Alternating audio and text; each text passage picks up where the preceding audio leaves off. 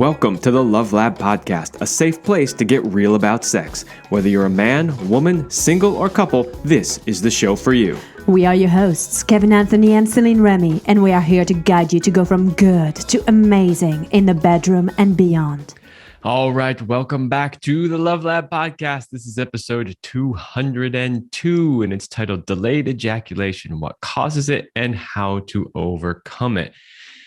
This is an interesting topic because for a long time, almost all the work that we did was the opposite problem.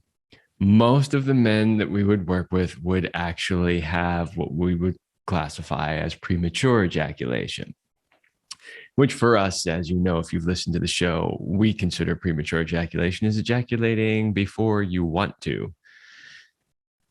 However, we are seeing now more and more men show up with the opposite problem, which is delayed ejaculation. It seems to be more popular. Well, maybe popular is not the right word, but it's more common. So there are a number of reasons for that, and we're going to get into what those reasons are. We're going to talk about solutions because there's a ton of stuff out there for men with premature ejaculation. Granted, most of it's not very good. That's true. We have our own course out there called Master Your Ejaculation, which is also part of our sexual mastery course.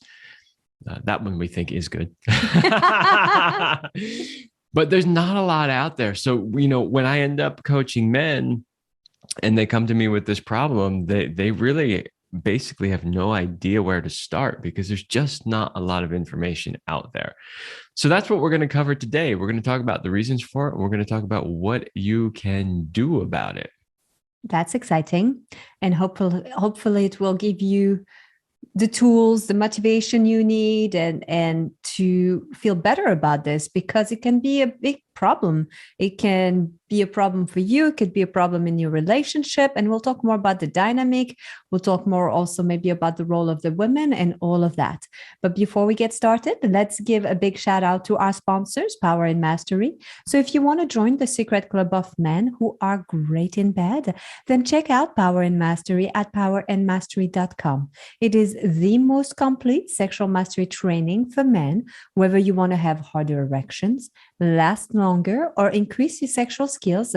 There is something for you at powerandmastery.com. So make sure you go check it out, and the link will be in the description below. So maybe as a good place to start will be to start to look at some of the reasons, because some of them you need to rule them out. And some of them are things that you can do on your own. So we'll talk about some of the things that you need to have maybe a little bit of awareness and understanding. Don't freak out. I hope you're not a hypochondriac. If we name some disease or things and you're going to be like, oh my gosh, I have this terrible thing, that might it's probably not the case, but we need to talk about that. These things need to be mentioned because they are possible causes. I can say so far, all the men that have come to me with this have not had any of these physical problems. That is correct. But you want to rule out any physical issues. You want to get a physical exam. You might want to go to a urologist, somebody who can do like a pelvic palpations, hands-on on things and make sure everything's fine with your prostates, with, everything in that area. And you also want to check in with your doctor because delayed ejaculation could be due to something that's a condition, like conditions that are much more serious than just the fact that you Exactly. can't ejaculate. So things like diabetes could be one thing, multiple sclerosis, pelvic trauma, prostate surgery, spinal cord injury. All of these can affect your ejaculation. So especially if you are undiagnosed or don't know about any of that, that's good to check, making sure that everything rules out good. Now, we're not going to spend more time talking about this because really that needs to happen with a medical professional, and just go and get that done in that way. Yeah. And I just want to say, when a client comes to us, most of the time they generally assume that they're pretty healthy. Like Correct. Otherwise they tell us right up front that they have a particular issue. But the very first thing that we always have to tell them is make an appointment with your doctor, have them check you out, give you a Run proper some blood physical, run some work, blood work, get some and lab tests. just make sure there isn't anything else in the way. And one of the reasons for that is if there is something else in the way that you're not aware of, then we could spend months working on this and not get anywhere because we're not addressing the real cause of it. So always that first step is to rule out any underlying medical condition that might exist. Now, there's a big one that we need to address here, which are prescription drugs. Now, prescription drugs, so many people use them on a daily basis.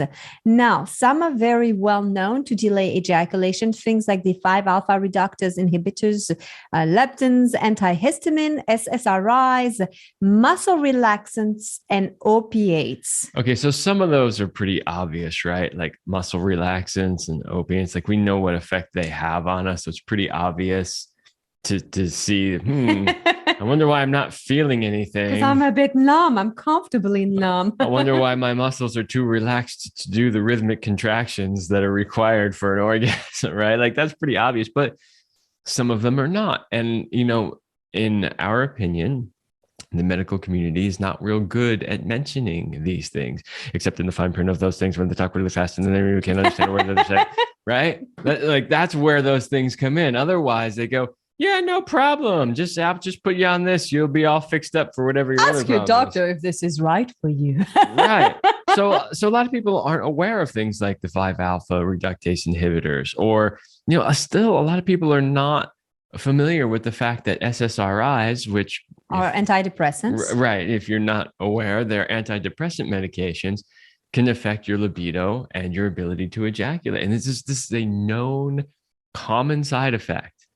And, 20 years ago, when I knew some people that were going on these and they ran into that very problem, it was like, oh, yeah, sorry about that. We didn't really know about that, And nowadays it's like, it's literally so common that I'm still surprised that a lot of people don't realize that this could be getting in the way.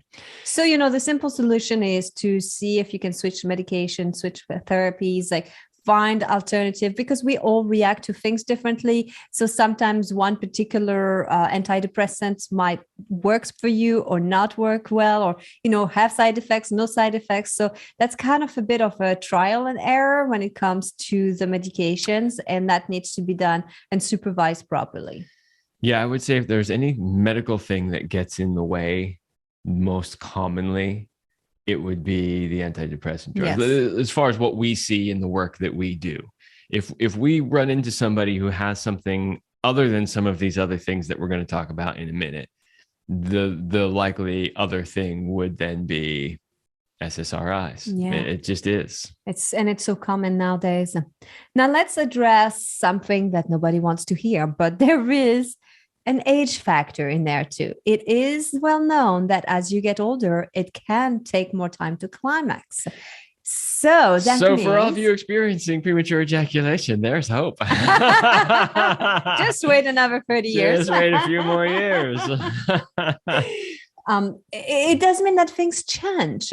And, it's funny because I think as women, we expect that. We know that our sexuality will shift as our hormones shift, as we go through our lives. And we're okay with that. And we're like, yeah, we don't expect to be the same than we were at 20 than we are in our 40s or 50s or 60s. What's interesting, though, is I actually don't want to go back to being in my 20s. I think that sex is much better now for me. Now, sometimes what I find interesting for the men, they tend to prefer the sex they had before. I don't know. Or maybe it's the glorification. They actually say that what we believe is true, the memories that we have of events, 50% of that is an embellishment of the truth to make us feel better about why we failed or why we did this or that, or why we're still stuck in our life. So we just kind of make up stuff. So when you're thinking, I was so good in the start at 20, let's revisit that. Yes. So even though you think you're right, because you clearly remember it, your memory is likely wrong, at least 50% of the time. That's a big odd. And the reality is, when it comes to sex, almost nobody in their 20s is good at it. They just aren't. I don't care I don't want to offend the younger people listening to us because we do have a fair share of younger people listening to us. But honestly, if you were to really compare yourself to somebody that has made it a point throughout their lives to have sex consistently and try to be good at it, you're not as good as they are. You're just not. And I can honestly say it because I thought I was pretty good at it. And you know what? I was compared to other people, like when I would talk with girlfriends or friends about it. But compared to where I am now, it's nowhere close. Mm-hmm. And is it not even close? So, there are a lot of benefits to the aging process. I personally think that sex is way better now than it was then. And it's not that it was bad then. It was just different. But you know yourself better. Also, you tend to know your partner. I think we women get better with time. We get better at asking what we want. We get better at accessing our orgasm, which just makes it better for you. Hang-ups in the way because you're more secure with your body and who you are. So everybody benefits from that. Yeah. Yeah. And us as men too. I mean, we think we're great. Like, we had sex 4 times last night. Yeah, that's because your 4 times were 5 minutes each. Mm-hmm. Like, really? So as we get older, we learn to be able to control that. And then, if we really want to, we can master it and we can go as long as we want. We can decide to ejaculate if we want or not. We decide when we want to ejaculate. We suddenly become a whole lot more concerned with what's happening with our partner. So when you're 20 and you're a guy and you're having sex, you're just like, this feels great, man. Oh, can't wait to have an orgasm, right? And she's like, hello, I'm here. Right. Look at me. Connect with me. Exactly. Stay with me. Be with me. Come on. Focus. Right. And so as we get older as men, we care a whole lot more about that connection, that focus. How is she doing? In fact, I talk with a fair amount of men, 40s to 50s-ish, a lot of them. And they all pretty much say the same thing, that for at least the ones I talk to are actually the majority of the time more concerned with her pleasure than their own. Correct. And that is completely opposite most, I use the term lightly, men in their 20s. Or even 30s. All right, let's keep moving on a little bit here. There's a few things that I wanted to address before we get into like the real meat of most of people, like the real reason per se. But you got to be aware that drinking alcohol can affect your ability to ejaculate, to feel things, to connect with your body. So it is well known. Alcohol and sex and libido and erections, they tend to not go well I just had this conversation with a coaching client. So he, it's between sessions. I asked him, so how did it go since the last session? Because he actually is experiencing this delayed ejaculation thing. And the story starts off, well, we were on vacation and we had a few drinks and then, I couldn't ejaculate and she got kind of annoyed at me. And I said, well, I said, you realize that you didn't set yourself up for success, right? Because you knew that you were already experiencing this problem. And part of the homework was to do some practices to try to fix that. But then you add the alcohol in the mix. And I wasn't at all surprised, not even a little bit, that happened in that moment.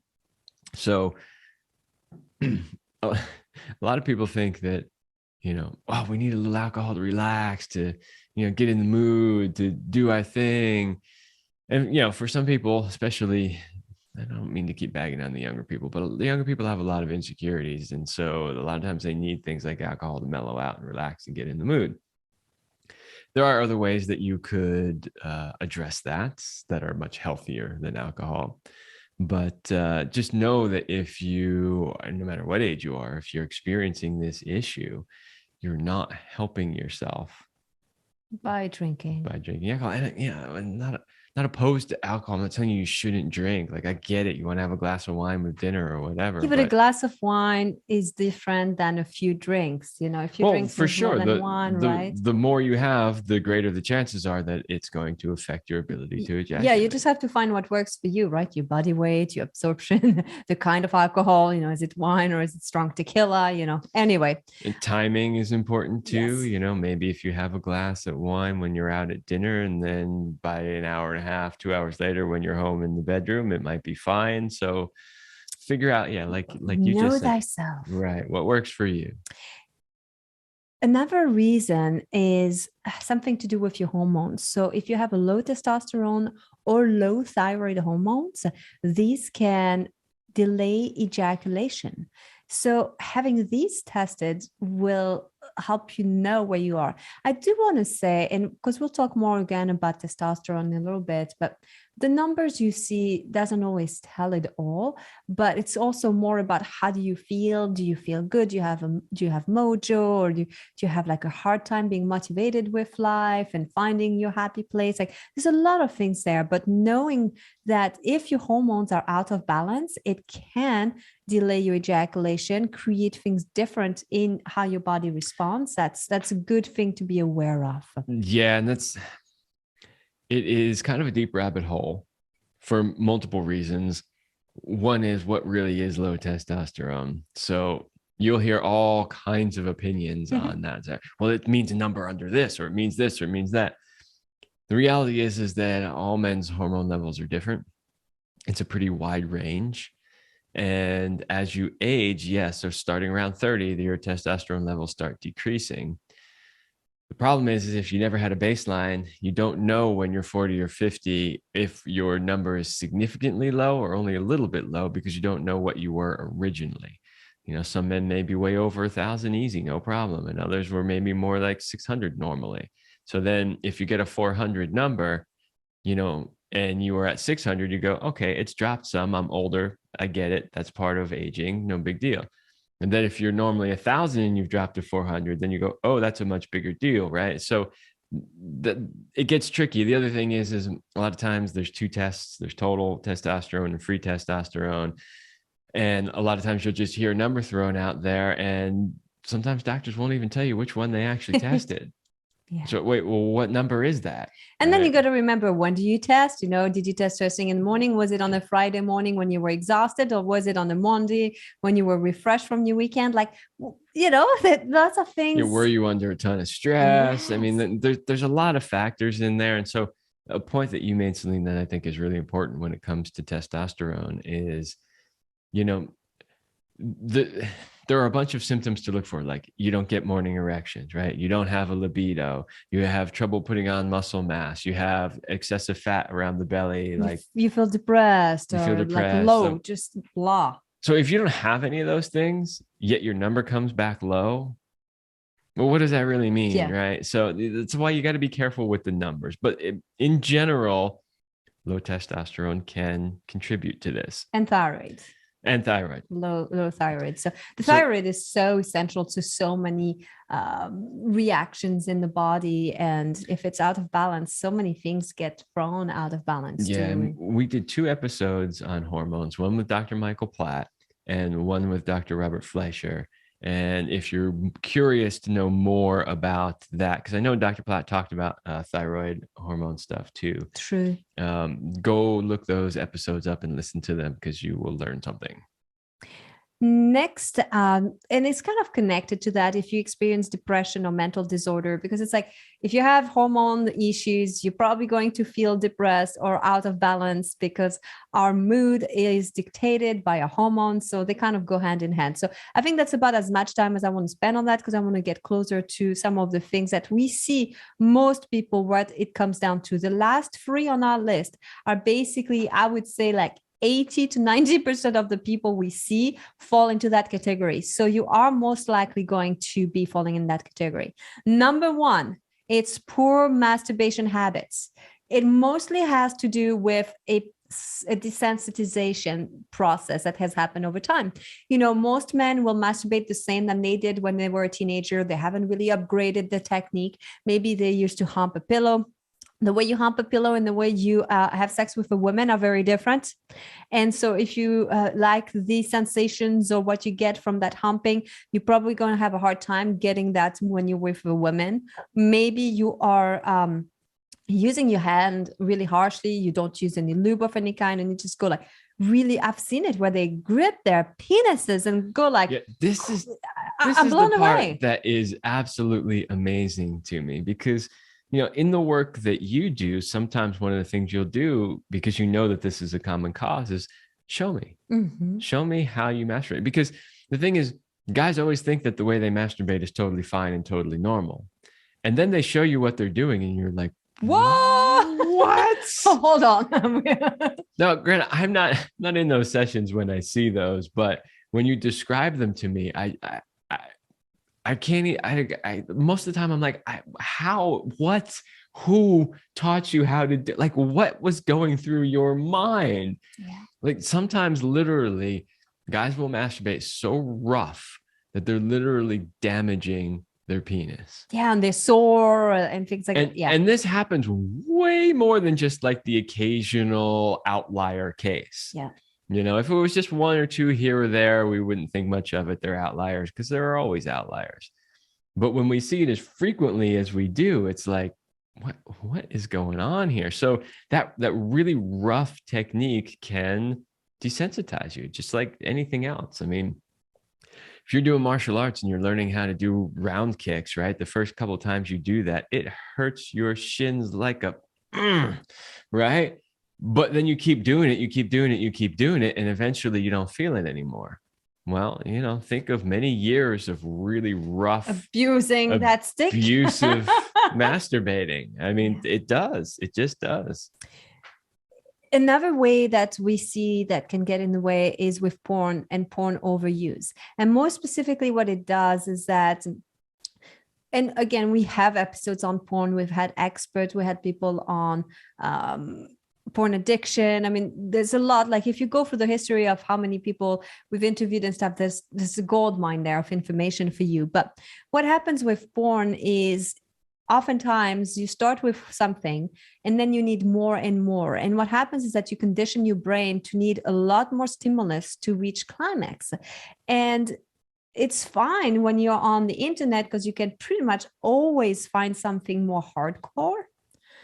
But in real life, there's usually a limit to what you can do. And so then your body and your mind is trained to have this like 10 intensity in order to get the climax, the pleasure that you usually get. And in real life, you might only be able to push it to a 4 or 5. So there's a disconnect with that. Yeah. And that's the problem, is that excessive porn use creates a massive disconnect, because what happens is the porn fantasy becomes what you desire and it doesn't match reality, right? So like the way I describe it when I'm coaching clients is like, okay, so you get to pick the woman that you like, the one that is the exaggerated everything, the exaggerated lips, the exaggerated hips, the exaggerated ass, the exaggerated boobs, like the whole thing, right? Just like everything's exaggerated, the exaggerated screaming, the exaggerated moaning. She looks like, the perfect model from a magazine cover. And she does literally absolutely everything you want her to do. She never says no. Like she's just literally, it's like this perfect fantasy. You can pick your genre, right? Like, oh, she squirts or she this or whatever. And then you're like, wow, okay, I have that stimulation all the time. You go and real life comes up and you look at your real life partner and it's nowhere near the same. Maybe there's some fat, a little cellulite. It's not the perfect boobs or the perfect. She might say no. She might say no and not want to do the thing that you want to do, right? So what it really does is it creates an alternate reality that conflicts with your actual reality, and that gets in the way of your ability to even get an erection. A lot of the times, that's a problem with that. And or ejaculating, because the level of stimulation for you isn't there with the real thing. And that's a problem. So another thing that we always do when coaching men who have this problem is you've got to go on a porn fast for a while. Because we have to find ways to resensitize you so that when real life walks in the room naked, you get excited. Ooh. You're like, yeah, right? Rather than, it's not as good as my porn. Last but not least, I want to address this part is that there could be a mental component like a fear of intimacy. So it could be something in your relationship where you are afraid of being vulnerable and really just fully letting go. And in turn, your body is not going there. There could be concerns about a pregnancy. Maybe one of you wants a kid, the other one doesn't, or there's that fear that this could happen. What would we do? And that could be enough to block you in that. And things with guilt and shame about your pleasure, about your body and your sexuality can also play a big role. And so you want to look at different things where what's the dynamic in the relationship? Because let's say you're like, I don't watch porn, I masturbate and I'm fine when I masturbate, I can come anytime I want.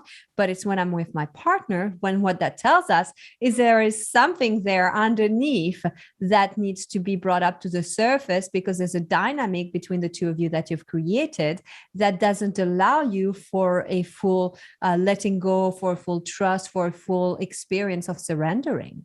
These are often the hardest ones to uncover. They're not impossible because we do uncover them, but they are often the most difficult causes to find because they're hidden and because the men usually aren't aware that they're there.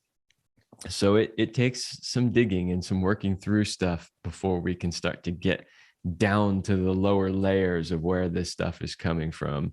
And that's when it comes in handy to work with somebody to help you see those things. Yeah, sure, absolutely. Any of these could be it. I would say guilt and shame are probably the two ones I see the most, whether it's from a repressive religious upbringing or something like that. Those two get in the way a lot. Yeah. All right. So we are going to now start to talk about what you can do and, from like common things at home, some medical approach too, and then a little bit of a reframe just to help you feel good.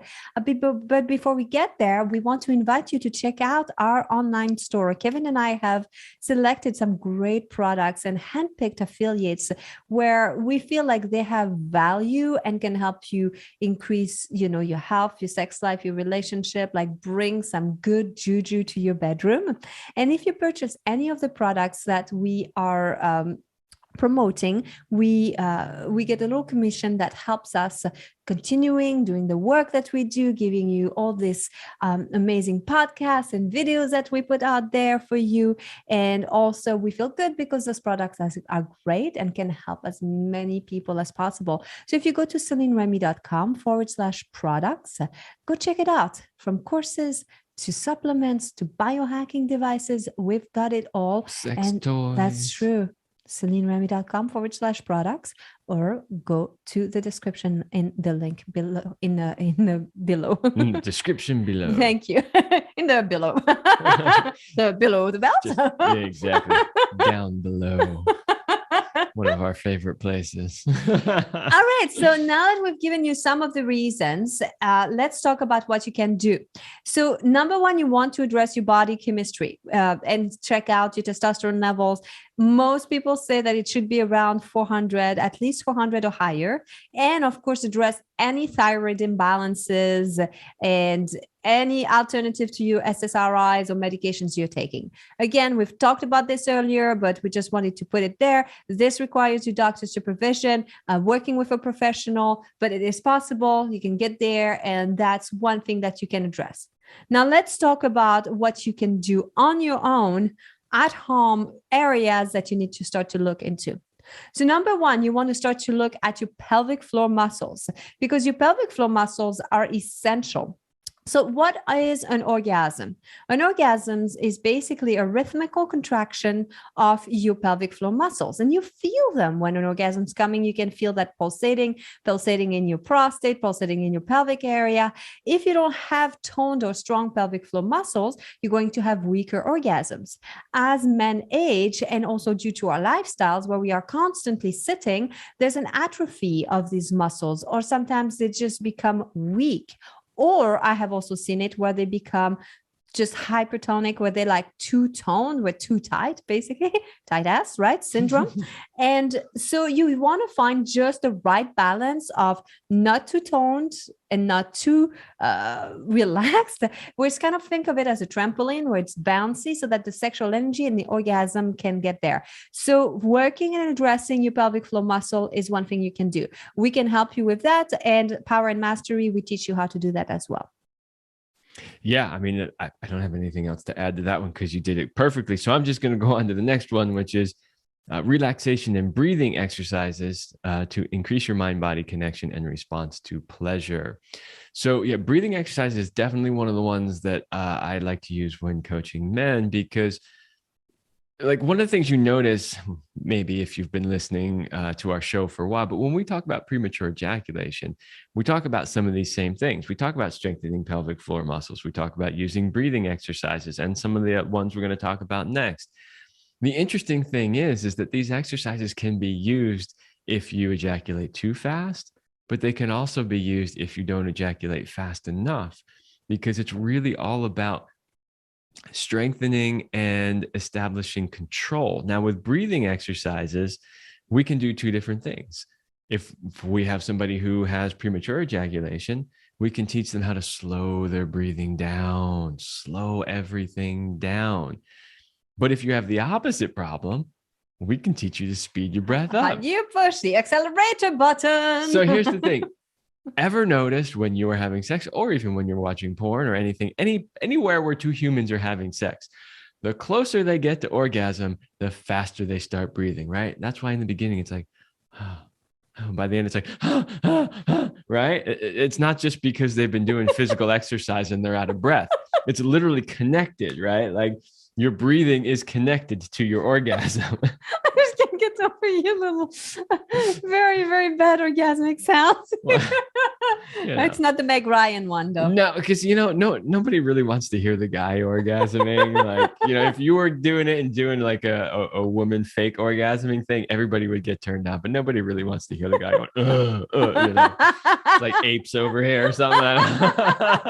That's why I kind of did a half ass one. But anyway, the point is that breathing exercises can be used the opposite way in this case, which is to get you breathing faster, because the faster you breathe, the more you amp up the energy level and excitement that you feel in your body. And the more you do that, the closer you get to orgasm. Yeah, it's a very interesting, because in order to have an erection, you need to be into your parasympathetic nervous system, meaning the relax, rest, and digest. In order to have an ejaculation, it kicks into your sympathetic nervous system, which is kind of more a fight, flight, freeze mode. But what's interesting is that most of us tend to live our lives constantly stuck in our sympathetic, like in reaction. But in the same time, it can numb us to that. Like we're so used to having such high levels of adrenaline that, again, you have to find that sweet spot to be able to switch it on. And so that finding that way to shift from one to the other, and this is what you do in the relaxation and breathing exercises, you learn to kick in the parasympathetic or the sympathetic, learning to become like, just to have a better response that will help you. Another thing that you can do is to use your masturbation practice to resensitize and to get to know your body, and to just take it to a whole new different level. And it's not just that this like motion up and down, like a whole new way of masturbating, but using masturbation as a way to figure out what kind of pressure, and do I need that much pressure? Maybe I can do something different, and change things over time as well if you're not happy with what you have. Yeah. And the idea with this one is not just to, let me just see if I can ejaculate. Now, and sometimes that will actually be the goal if I'm working with a man who is having delayed ejaculation. It's like, well, let's see, can you actually get yourself there, and how long did it take? Sometimes we'll do that. But the real idea here is to get you back in touch with the sensations. What are you actually feeling? Because as we talked about before with like the rough masturbation habits or the excessive masturbation to porn use, like that kind of stuff numbs you. So what we're trying to do here with some of these masturbation practices in this case is to resensitize you, get you like, what do I feel? So we might use different levels of touch, right? Different ways of masturbating. It's like, learn to really feel something. And of course, the key to this is not using porn, not even using fantasy in your head, right? Because a lot of times that's the only way guys can get there, but that doesn't help them with the resensitizing process. Or the connection, Or the because if you're lost in connection. your fantasy, you don't really know what's happening in your body either. Yeah. There's another thing that you can use, which is to use male vibrators.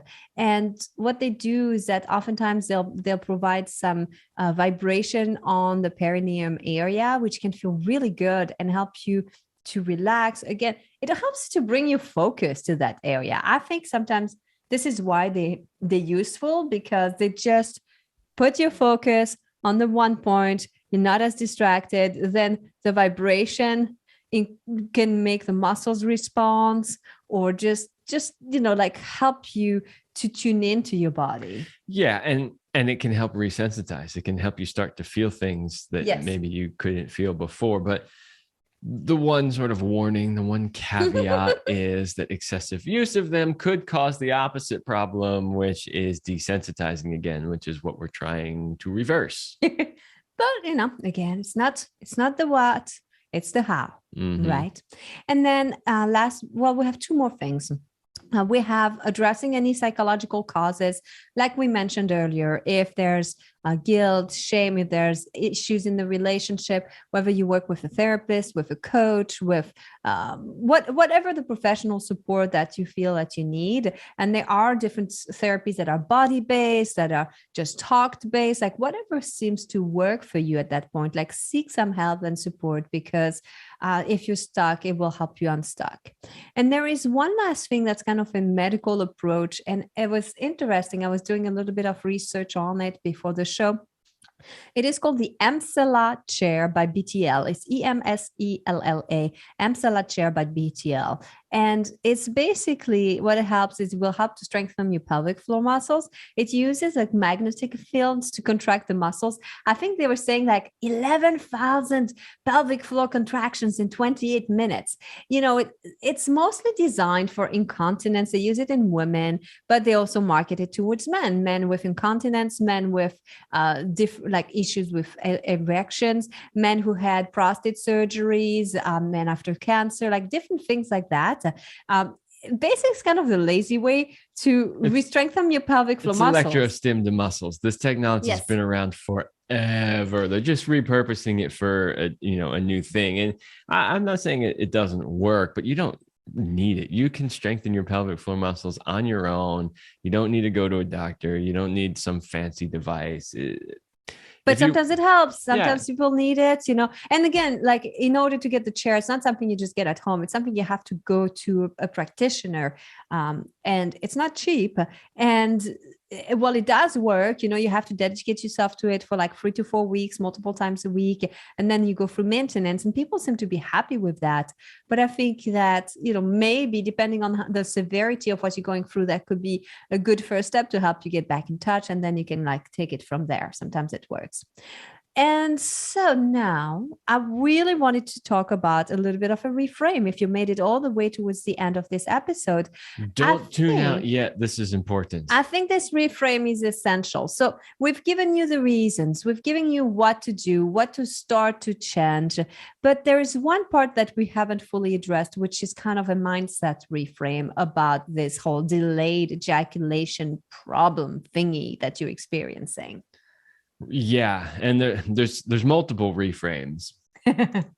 So one that's actually not on the list here that I was just coaching somebody with recently, which is that when they come to me and they say they have delayed ejaculation, I go, okay, all right, and then we start digging down into the details. Well, okay, what does that mean to you? How long does it usually take you?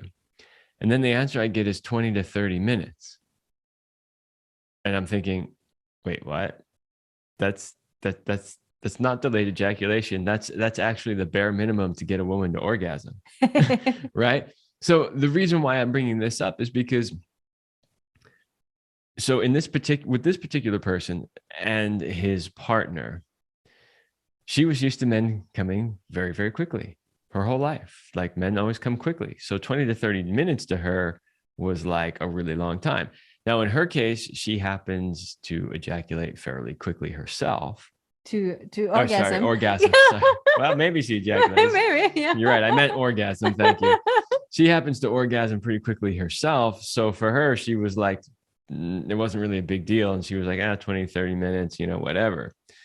But I really had to give him the reframe because I said, you don't really realize how lucky you are. I go, most women, what they would give to have a partner that could last 20 or 30 minutes. Yeah. And I said, 20, 30 minutes isn't even that long. Like if you were telling me you couldn't at all, you were making love for over an hour and you weren't even close to it. Like, I'm like, okay. So the reframe here is understand what really is normal and what really isn't normal. So, I think 20, 30 minutes is great. Good for you. There's a lot of guys would just struggling. They would pay anything to be able to get to that length of time. Yeah. And having said that, that length of time didn't necessarily work for them. So we had to figure out how to work with that because ultimately it's what works for the two of them. But just the reframe is it really delay or not? What are your current expectations? Because let's say you're a guy who most of your life was, a 5 to 7 minute guy, right? And now all of a sudden you're a 20 to 30 minute guy. You're going to think something's wrong because you're like, all of a sudden I can't ejaculate in 5 to 7 minutes anymore. But is that really a problem? So what if it takes 20 or 30 minutes? And, I always have to tell guys, sex is not about the destination. It's the journey. It's not, did I ejaculate or not? It's like, how much freaking amazing fun and sensation did I have between the time we started and the time we finished, whether it was with an ejaculation or not? Yeah. Right. I mean, that's really what it's about. That's one of the things I tell guys who are experiencing premature ejaculation all the time, which is one of the reasons why, because sometimes they'll say, well, why would I want to last longer? And of course, there's many reasons for that. We talk about, don't you want your woman to have an orgasm? Here's how much she takes and all that. But I say, do you like sex? Does it feel good? Is it enjoyable? Would you maybe enjoy those sensations more if you had it for 15 minutes instead of 7 minutes? Like, wouldn't that be kind of cool? Yeah, never thought about that. It's like you're getting the greatest massage in the world for 5 minutes. You're like, oh, it's over already. Like, wouldn't you love to lay there for an hour and get the best massage ever for like a full hour? Of course you would, right? Same thing. It's all about the journey. Now, we've done many shows also around tantric sex, the tantric approach, and how ejaculation and orgasms are two different things. So if you are somebody who can't ejaculate, but can you still have an orgasm? Because they separate the different things. So if you're focusing so much on the fact that there's no ejaculation happening at the end, you might be forgetting the fact that you could have orgasms independently of having that ejaculation. And learning how to separate the two, learning how to get there, then you won't really care so much whether or not you came. And it will be more about having multiple orgasms. I also want to give the female perspective because for us women, we don't always have an orgasm every time we have sex.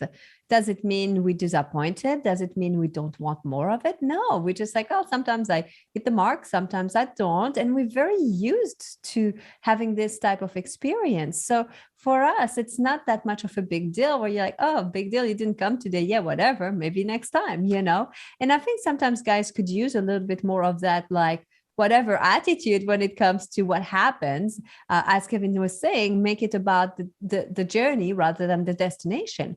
But if you can understand that concept that your orgasms and ejaculation are different, and you can really harness that power and you can have orgasm, who cares if you come? Yeah. And that really leads us into the last thing on the list, which is discussing with your partner, because, I had a client where he was feeling like, this was a problem. Well, actually, no, sorry. I got that backwards. She was feeling like this was a problem, but to him, it wasn't a problem. And there was a disconnect there because I asked him one day, I said, well, if you made love for however long and you didn't ejaculate, would you still have thought that that was great sex? Like, would you still have enjoyed it? Would it still have been satisfying to you? And he's like, oh yeah, absolutely. I don't really care if I ejaculate. Right. So the idea is the problem comes from the fact that many women tie their self-worth to their ability to make him come. And that's a bigger issue here, that's her own self-worth issues that need to be addressed, that shouldn't be tied into his body reaction. It's the same that if a guy ties in his performance abilities in the bedroom based on just like how many orgasms she has, because sometimes, as I said, she doesn't get to an orgasm, but she had a great time, so it's like you have to remember that like you shouldn't tie in your self-worth to what happens in the bedroom. It should be focused on the connection independently of what happens. Yeah, and since we're talking about discussing with your partner, you got to have these conversations, right?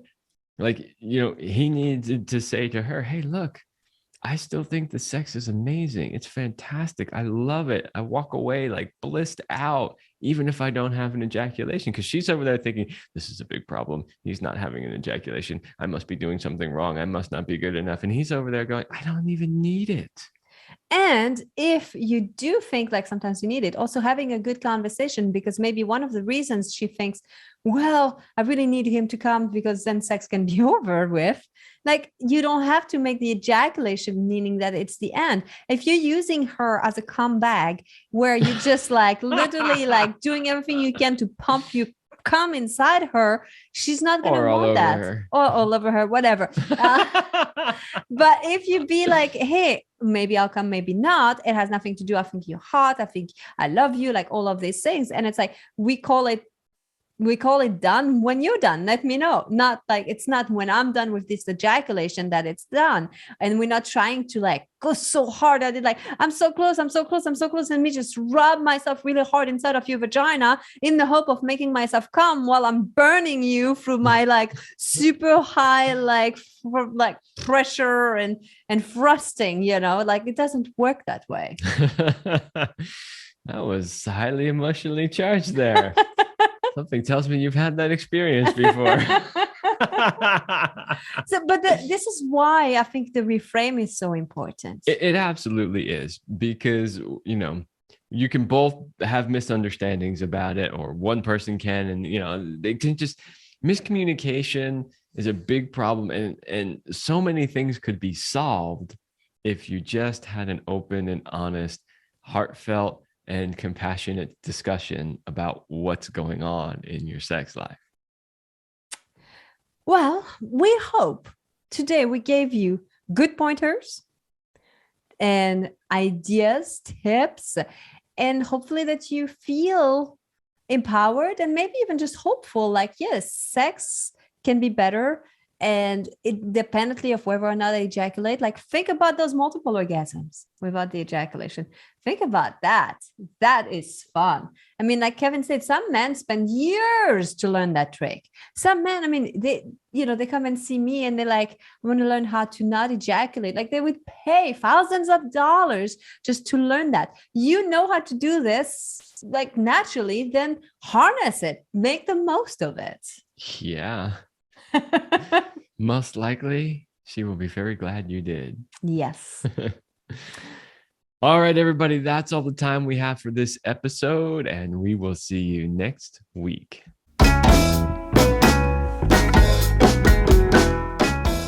We hope you liked this episode of the Love Lab podcast. If you enjoy this show, subscribe, leave us a review, and share it with your friends. And for more free, exclusive content, join us in the Passion Vault at CelineRemy.com/vault. That's CelineRemy.com/vault. Thanks for listening. And remember, you're amazing.